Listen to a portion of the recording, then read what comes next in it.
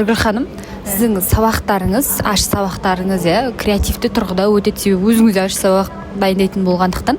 Жалпы сабаққа идеяны қайдан аласыз? Тың идеялар, ерекше нәрселер жасау қайдан келеді сізге? Ең алдымен идеядан бұрын ол тақырыпты ең алдымен мен түсініп алуға тырысамын, және де әртүрлі әдіс тәсілдер іздеймін сол тапсырмаға байланысты, тақырыпқа байланысты.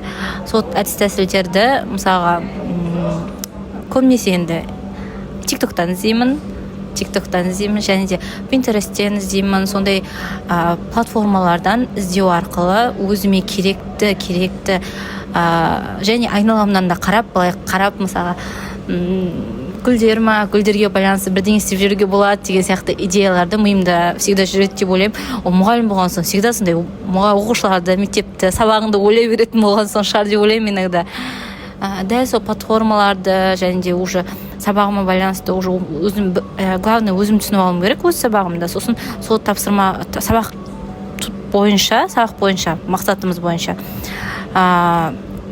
не құрып алуымыз керек сияқты, тапсырмалар құрып алуымыз керек. Сосын тапсырмалар арқылы әртүрлі әдіс тәсілдерді өзі уже фантазияға қарай келе береді деп ойлаймын. Фантазия дамыту керек, креативті дамыту керек. Оны дамытуға болады. Дамытыңыздар. Келесі сөзін сұрақ.